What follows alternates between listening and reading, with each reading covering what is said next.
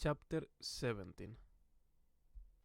I wake in Locke's house on a bed covered in tapestries. My mouth tastes of sour plums and is swollen from kissing. Locke is beside me on the bed, eyes shut, still in his party clothes. I pause in the act of rising to study him. His sharp ears and fox fur hair, the softness of his mouth, his long limbs spread out in the sleep. His head is pillowed on one ruffle-covered wrist. The night comes back in a rush of memory. There was dancing and a chase through the maze. I remember falling on my hands in the dirt and laughing, totally unlike myself. Indeed, when I look down at the borrowed ball gown I slept in, there are grass stains on it. Not that I'd be the first green gown her.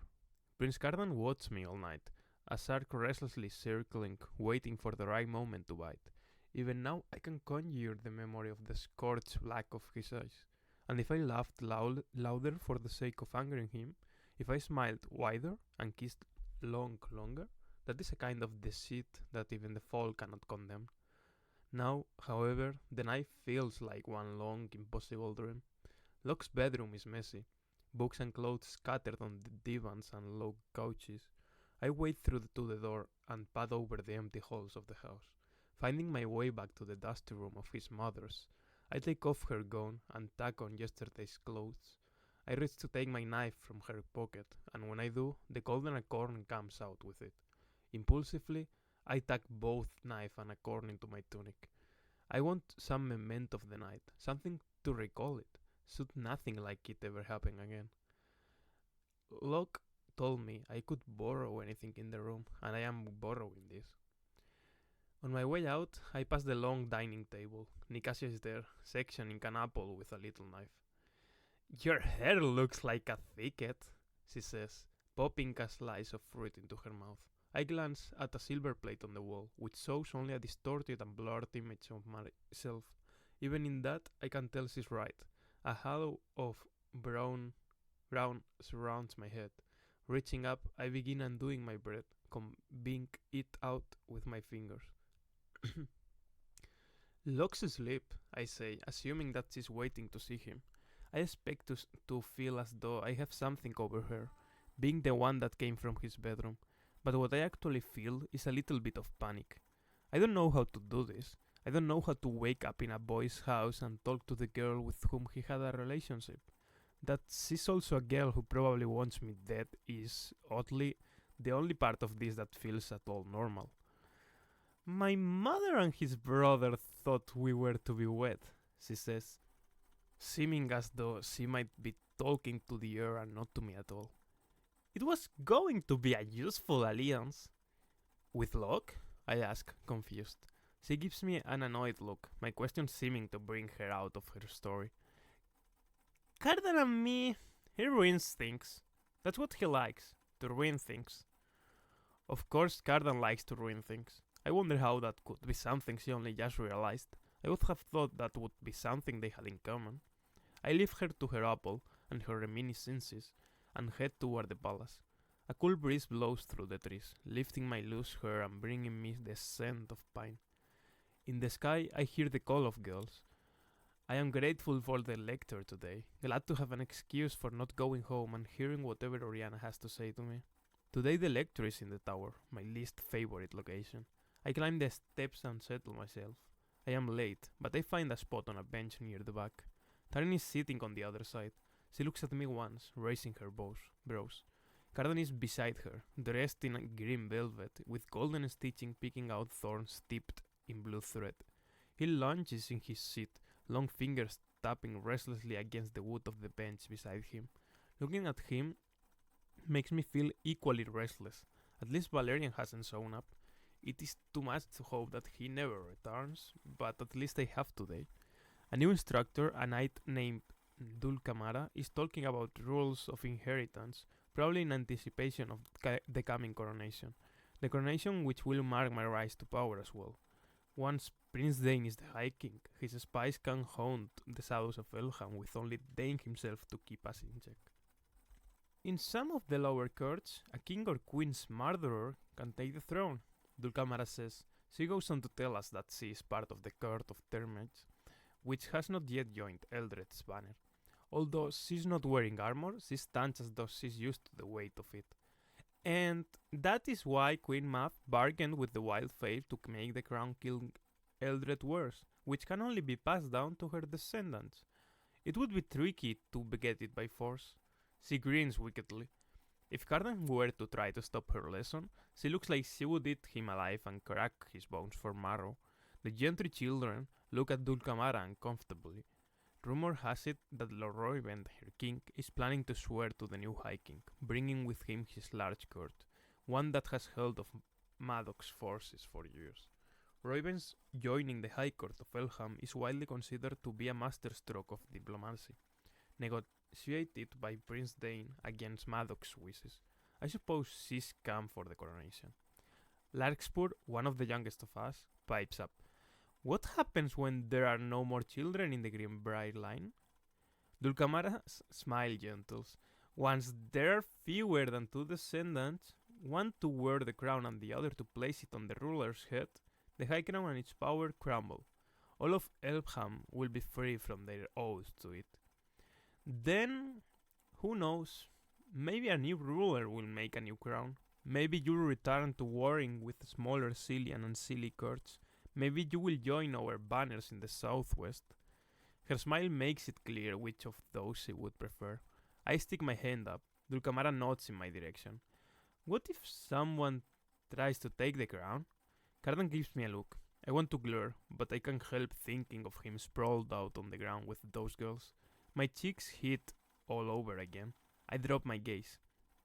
An interesting question, Dulcamara says. Legend has it that the crown will not allow itself to be placed on the brow of anyone who isn't an heir of Mab, but Mab's line has been very fruitful.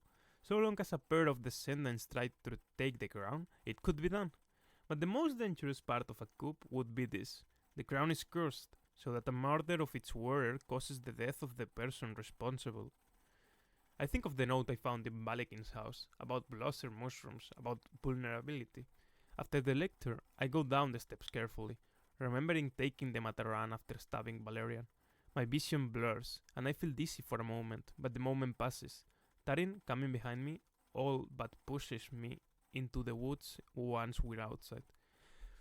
First of all, she says, tagging me over patches of curling ferns, no one knows you weren't home all last night except for Tatterfell, and I gave her one of your nicest rings to make sure she wouldn't say anything.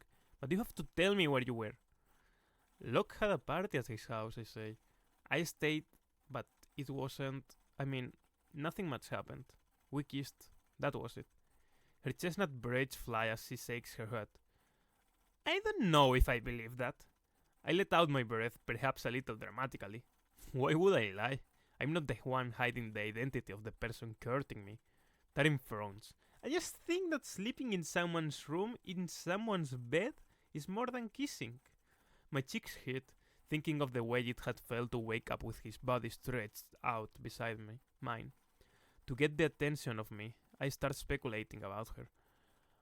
Oh, maybe it's Prince Balekin. Are you going to marry Prince Balekin? Or perhaps snuggle and you can count the stars together? She smacks me in the arm, a little too hard. Stop guessing, she says. You know I'm not allowed to say, ow. I pick a white champion flower and stick it behind my hair. So, you like him? She asks. Really like him?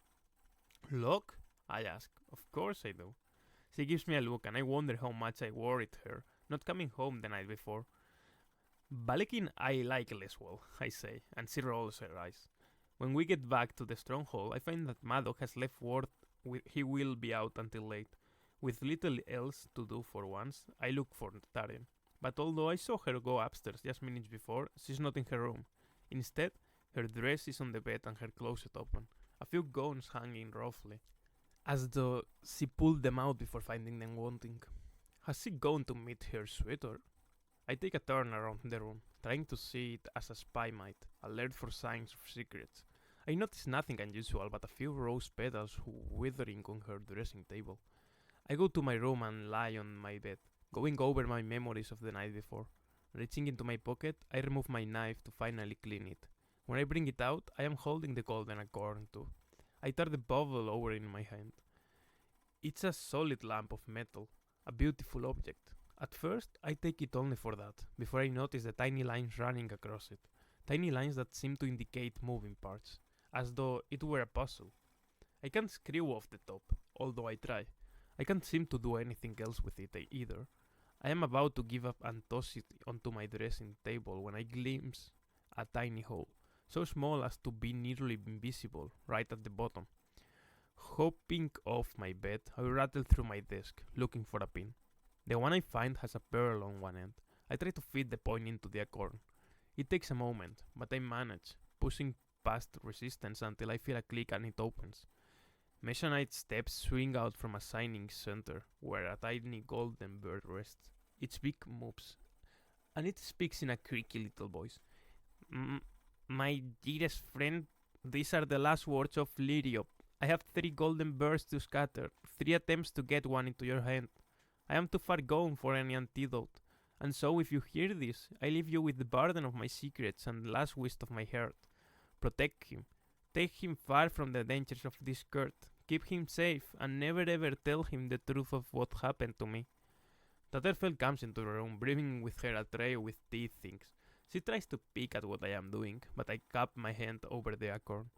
When she goes out, I set down the bottle and pour myself a cup of tea, holding it to warm my hands.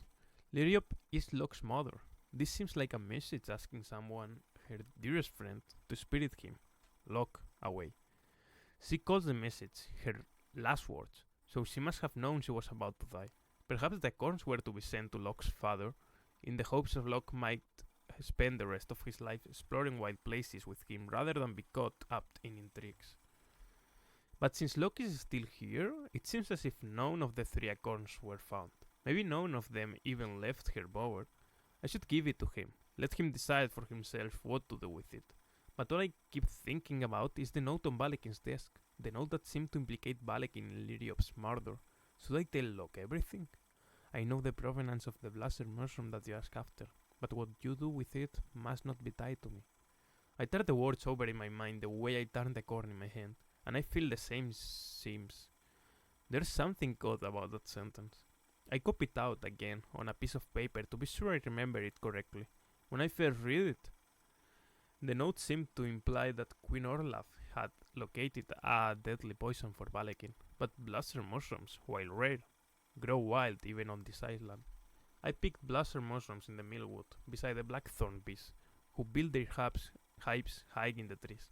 An antidote can be made with their honey, I learned recently from all my reading. Blaster mushrooms aren't dangerous if you don't drink the red liquid. What if Queen Orlaf's note didn't mean that she'd found blaster mushrooms and she was going to give them to Balekin? What if by know the provenance, Orlaf literally just meant that she knew where particular blaster mushrooms had come from? After all, she says, what you do with it, and not what you do with them. She's cautioning him about what he's going to do with the knowledge, not the actual mushrooms. Which means he's not going to poison Dane. It also means that Balekin may have uncovered who'd caused Locke's mother death, if he found out who had the blaster mushrooms and that killed her. The answer could have been there, among the other papers that I, in my eagerness, had overlooked. I have to go back. I have to get back into the tower. Today, before the coronation is any closer. Because maybe Balekin isn't going to try to kill Dane at all, and the Court of Shadows has the wrong idea. Or, if they have the right idea, he isn't going to do it with blaster mushrooms. Gulping down my tea, I find the servant garb in the back of my closet. I take down my hair and arrange it in an approximation of the rough braid that the girls in Balekin's house wore. I tuck my knife high on my thigh and shake out some of my silver box of salt into my pocket. Then I grab for my cloak, throw on my leather shoes, and am out of the door, palms starting to sweat. I have learned a lot more since my first foray into Hollowhole, enough to make me understand better the risk I was taking. That does nothing for my nerves. Given what I saw of him with Cardan, I am not at all confident I could endure what Balekin would do to me if he caught me. Taking a deep breath, I remind myself not to get caught. That's what the road says a spy's real job is. The information is secondary. The job is not to get caught. In the hall, I pass Oriana. She looks me up and down. I have to resist the urge to pull the cloak more tightly around myself. She's wearing a gown the color of unripe mulberries, and her hair is pulled slightly back. The very tips of her pointed ears are covered in shimmering crystal scuffs. I am a little envious of them. If I wore them, they'd disguise the human roundness of my own ears. You came home very late last night, she says, annoyance pulling at her mouth. You missed dinner, and your father was expecting you to spar with him. I'll do better, I say, then instantly regret the declaration because I am probably not going to be back for dinner tonight either. Tomorrow. I'll start doing better tomorrow. Faithless creator, Oriana says, looking at me as though through the sheer intensity of her gaze she might ferret out my secrets. You're scheming. I am so tired of her suspicion, so very tired. You always think that, I say. It's just that for once you're right. Leaving her to worry what that might mean, I go down the stairs and out onto the grass. This time, there's no one in my way. No one to make me reconsider what I am about to do. I don't bring the tow this time. I am more careful.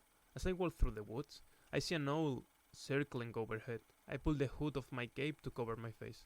At Hollow Hole, I stow my cloak outside between the logs of a woodpile and enter through the kitchen, where supper is being prepared. Squabs are lacquered with rose jelly, the smell of their crackling skin enough to make my mouth water and my stomach clench. I open a cabinet and I am greeted by a dozen candles, all of them the color of buffed leather and accented with a gold stamp of Balekin's personal crest. 3 laughing blackbirds. I take out 9 candles and, trying to move as mechanically as possible, carry them past the guards. One guard gives me an odd look. I am sure there is something off about me, but he's seen my face before, and I am more sure-footed than last time. At least until I see Balekin coming down the stairs. He glances in my direction, and it is all I can do to keep my head down, my step even. I carry the candles into the room in front of me, which turns out to be the library. To my immense relief, he doesn't seem to truly see me. My heart is speeding, though, my breath's coming too fast. The servant girl who was cleaning the grate in Cardan's room is blurrily putting books back onto the shelves. She is as I remember her, cracked lips, thin and bruised-eyed. Her movements are slow, as if the air were as thick as water. In her drugged dream, I am no more interesting than the furniture and of less consequence. I scan the shelves impatiently, but I can see nothing useful. I need to get up to the tower, to go through all of Prince Balekin's correspondence, and hope I find something to do with Locke's mother or Dane or the coronation, something I overlooked. But I can't do anything with Balekin between me and the stairs. I look at the girl again. I wonder what her life is like here, what she dreams of, if she ever, for a moment, had a chance to get away. At least, thanks to the geese, if Balekin did catch me, this could not be my fate. I wait, counting to 1,000, while piling my candles on a chair. Then I look out. Thankfully, Balekin is gone. Quickly, I head up the stairs toward the tower. I hold my breath as I pass Cardan's door, but luck is with me. It is shut tight. Then, I am up the stairs and into Balekin's study. I know the herbs in the jars around the room. Herbs I see with new eyes. A few are poisonous, but most are just narcotic. Nowhere do I see blossom mushrooms. I go to his desk and wipe my hands against the rough cloth of my dress, trying to leave no trace of sweat, trying to memorize the pattern of my papers. There are 2 letters from Maddock, but they just seem to be about which knights will be at the coronation and in what pattern around the central days. There are others that seem to be about assignations, about rebels and parties and debauches. Nothing about blossom mushrooms, nothing about poisons at all. Nothing about Lyriop or murder. The only thing that seems even a little surprising is a bit of Doggerel, a love poem in Prince Dane's hand, about a woman who remains unidentified except by hair, sunrise hair and starlit eyes. Worse, nothing I can find tells me anything about a plan to move against Prince Dane. If Balekin is going to murder his brother, he's smart enough not to leave evidence lying around. Even the better about the blossom mushroom is gone. I have risked coming to hollow hole for nothing. For a moment, I just stand there, trying to corral my thoughts. I need to live without drawing attention to myself. A messenger. I will disguise myself as a messenger. Messages run in and out of stage all the time. I take a blank sheet of paper and scroll Madoc on one side, then seal the other with wax. The sulfur of the match hangs in the air for a moment. As it dissipates, I descend the steps, faked message in hand. When I pass the library, I hesitate. The girl is still inside, mechanically lifting books from a pile and placing them on shelves. She will keep doing that until she's told to do something else, until she collapses, until she fades away, unremembered, as if she were nothing. I cannot leave her here. I don't have anything to go back to in the mortal world, but she might. And yes, it's a betrayal of Prince Dane's faith in me, a betrayal of Aerie itself. I know that, but all the same, I can't leave her. There is a kind of relief in realizing it. I walk into the library, setting down the note on a table. She does not turn, does not react at all. I reach into my pocket and cup a little salt in the center of my palm. I hold it out to her, the way I would if I were coaxing a horse with sugar. Eat this, I tell her in a low voice. She turns toward me, although her gaze doesn't focus. I'm not allowed, she says, voice rough with disuse. No salt, you're not supposed to. I clap my hand over her mouth, some of the salt tipping out onto the ground, the rest pressed against her lips. I am an idiot, an impulsive idiot. Locking my arm around her, I drag her deeper into the library. She's alternating between trying to shout and trying to bite me. She keeps scratching at my arms, her nails digging into my skin. I hold her there against the wall until she sucks, until the fight goes out of her. I'm sorry, I whisper as I hold on. I'm winging it. I don't want to hurt you. I want to save you. Please, let me do this. Let me save you. Finally, she has been still long enough that I take a chance and pull my hand away. She's panting, breath's coming fast. She doesn't scream though, which seems like a good sign. We're getting out of here, I tell her. You can trust me. She gives me a look of blank incomprehension. Just act like everything's normal. I pull her to her feet and realize the impossibility of what I am asking. Her eyes are rolling in her head like a mad pony. I don't know how long we have until she completely loses it. Still, there is nothing for me to do but march her out of Hollow Hole as fast as I can. I stick my head into the main chamber. It's still empty, so I drag her from the library. She's looking around as though she's seeing the heavy wooden staircase and the gallery above for the first time. Then I remember I left my fake note on the table in the library. Hold on, I say. I have to go back and... She makes a plaintive sound and pulls against my grip. I drag her along with me anyway and grab the message. I crumple it up and stuff it into my pocket. It's useless now. When the guards could recall it and connect a servant girl's disappearance to the household of the person who stole her. What's your name? The girl shakes her head. You must remember it, I insist. It's terrible that instead of being sympathetic, I am annoyed. Back up, I think. Stop feeling your feelings. Let's go. Sophie, she says in a kind of sob. Tears are starting in her eyes. I feel worse and worse still for how cruel I am about to be. You're not allowed to cry, I tell her as harshly as I can, hoping my tone will scare her into listening. I try my best to sound like Madoc, to sound as if I am used to having my commands obeyed. You must not cry. I will slap you if I have to. She cringes but subsides into silence. I wipe her eyes with the back of my hand. Okay? I ask her. When she doesn't answer, I figure there's no more point in conversation. I steer her toward the kitchens. We'll have to pass by Gert's. There's no other way out. She has passed it on a horrible rictus of a smile, but at least she has enough self-possession for that. More worrying is the way she can't stop staring at things. As we walk toward the guards, the intensity of her gaze is impossible to disguise.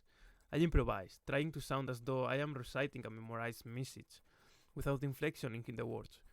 Prince Cardan says we are to attend him. One of the guards turns to the other. Balekin won't like that.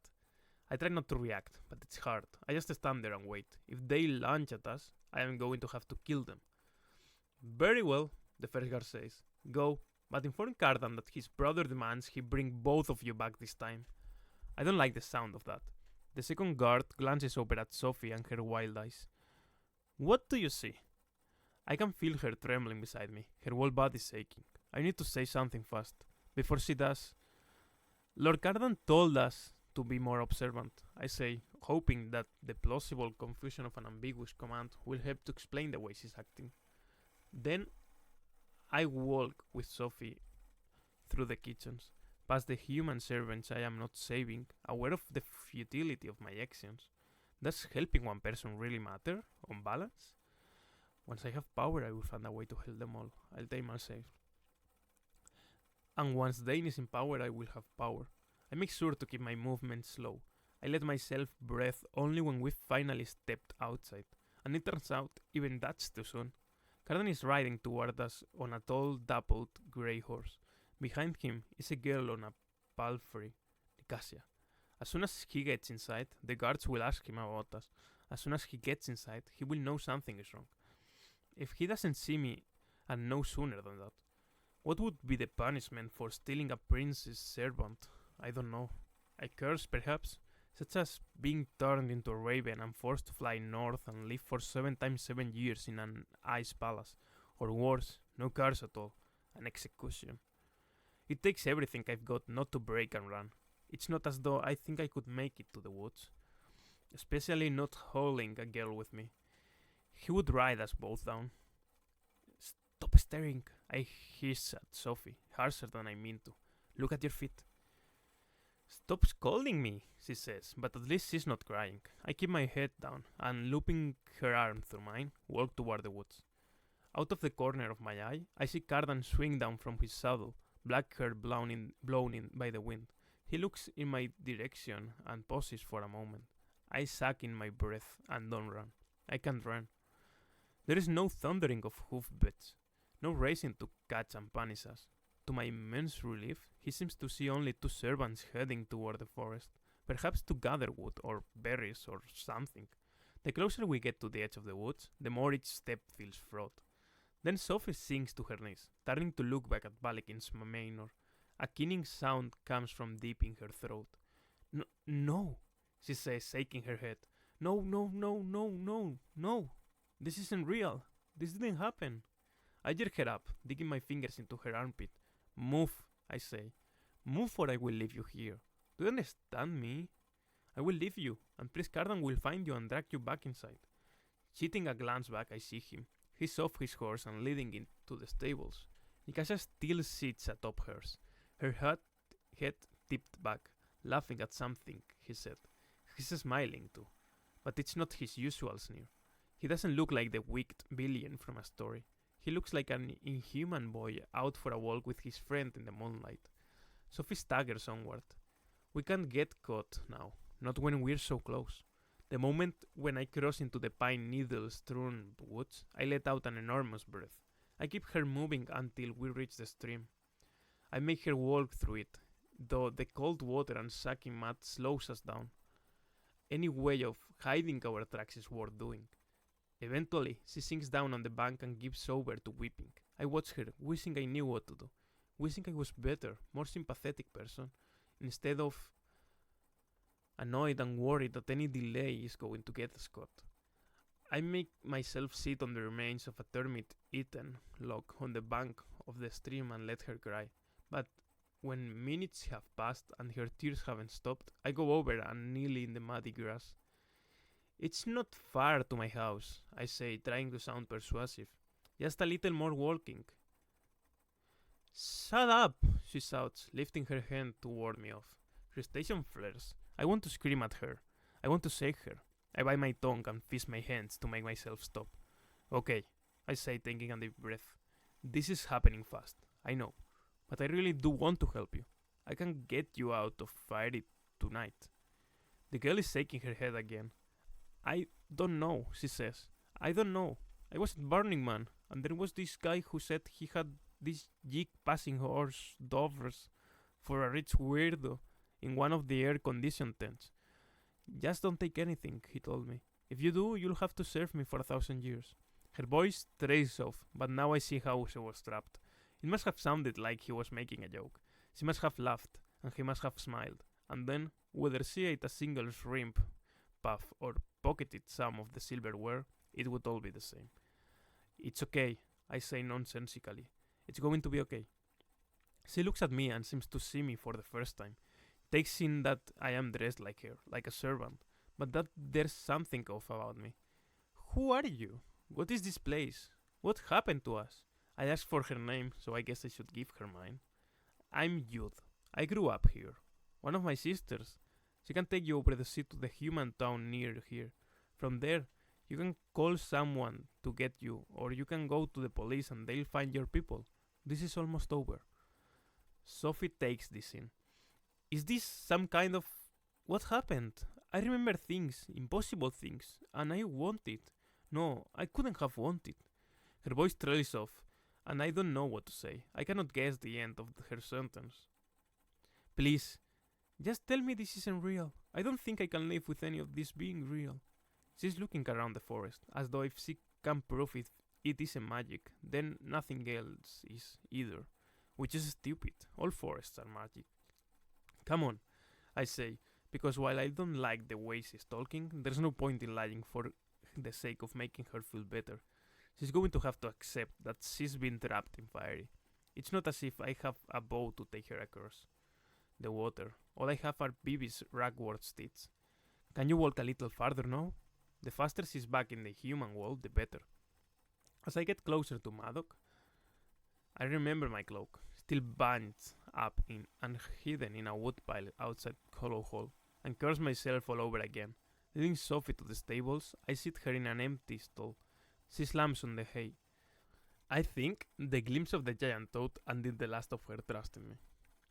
Here we are, I say with forced cheerfulness. I'm going inside to get my sister, and I want you to wait right here. Promise me. She gives me a terrible look. I can't do this. I can't face this. You have to.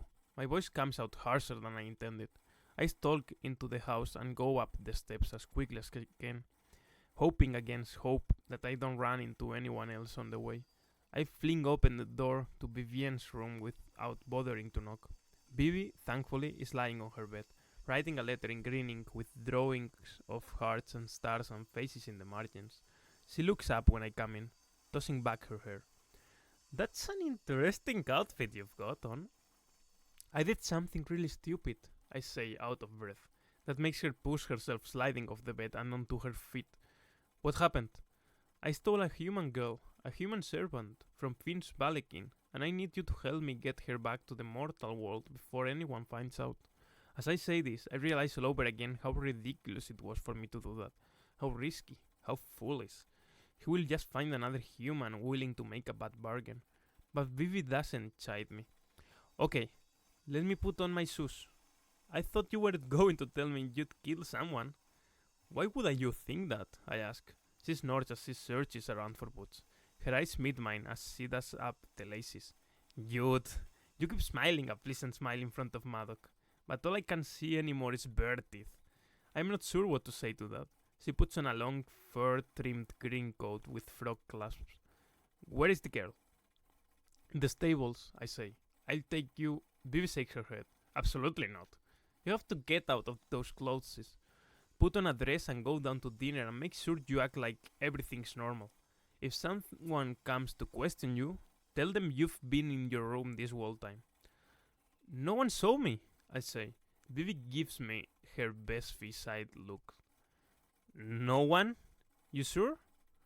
I think of Cardan riding up as we made our escape, and of the guards whom I'd lied to.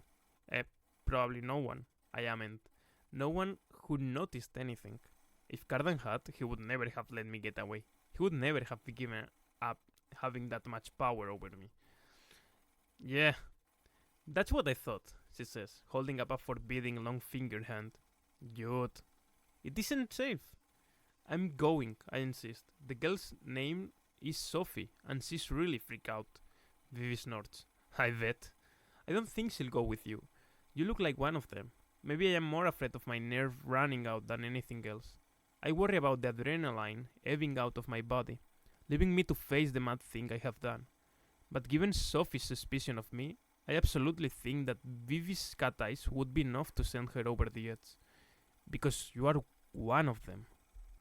Are you telling me in case I forgot? Vivi asks. We've got to go, I say, and I am coming. We don't have time to debate this. Come then, she says. Together we go down the stairs, but as we are about to go out the door, she grabs my shoulder. You can't save our mother, you know? She's already dead. I feel as though she has slapped me. That's not... Isn't it? She demands. Isn't that what you're doing?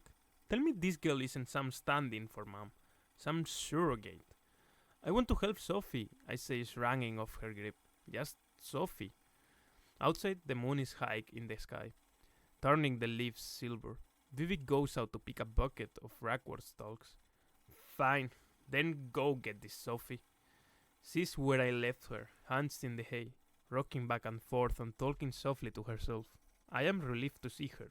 Relieved she didn't run off and we weren't even now tracking her through the forest.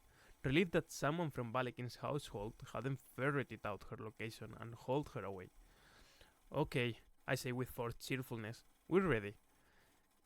Yes, she says, standing up. Her face is tear-stained, but she's no longer crying. She looks like she's in shock.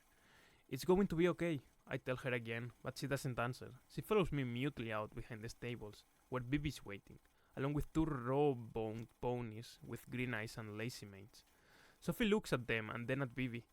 She begins to back away, shaking her head. When I come near her, she backs away from me too. No, no, no, she says. Please, no, no more, no. It's only a very little bit of magic, Vivi says reasonably, but it is still coming from someone with lightly furred points on her ears and eyes that flash gold in the dark. Just a smidgen, and then you won't ever have to see another magical thing. You'll be back in the mortal world, the daylight world, the normal world. But this is the only way to get you there. We're going to fly. No, Sophie says, her voice coming out broken. Let's walk to the cliffside near here, I say. You'll be able to see the lights, maybe even a few boats. You'll feel better when you can see a destination. We don't have a lot of time, Vivi reminds me with a significant look. It's not far, I argue. I don't know what else to do. The only other choices I can think of are knocking her unconscious or asking Vivi to glamour her. Both are terrible. And so we walk through the woods, ragwort Stitch following. Sophie doesn't balk. The walk seems to calm her. She picks up rocks as we go, smooth stones that she dusts the dirt from and then puts in her pockets. Do you remember your life from before? I ask her. She nods and doesn't speak for a little while, but then she turns back at me. She gives me a weird, croaking laugh. I always wanted there to be magic, she says. Isn't that funny? I wanted there to be an Easter Bunny and a Santa Claus and Tinkerbell. I remember Tinkerbell, but I don't want it. I don't want it anymore. I know, I say, and I do. I have wished for many things over the years, but the first wish of my heart was that none of this was real. At the water sets, Vivi mounts one of the sticks and puts Sophie up before her. I swing up onto the back of the other. Sophie gives the forest a trembling look and then glances over at me. She doesn't seem afraid. She seems as though maybe she's starting to believe that the worst is behind her. Hold on tight, Vivi says, and her steed kicks up off the cliff and into the air. Mine follows. The wild exhilaration of flying hits me, and I grin with familiar delight. Beneath us are the white-capped waves, and ahead the shimmering lights of mortal towns, like a mysterious land strewn with stars. I glance over at Sophie, hoping to give her a reassuring smile. Sophie isn't looking at me though. Her eyes are closed, and then, as I am watching, she tilts to one side, lets go of the stitch mane, and lets herself fall. Vivi grabs for her, but it's too late. She's plunging soundlessly through the night sky, toward the mirrored darkness of the sea. When she hits, there is barely even a splash. I cannot speak. Everything seems to slow around me. I think of Sophie's cracked lips. Think of her saying, "Please just tell me this isn't real. I don't think I can live with any of this being real." I think of the stones she filled her pockets with. I hadn't been listening. I hadn't wanted to hear her. I just wanted to save her. And now, because of me, she's dead.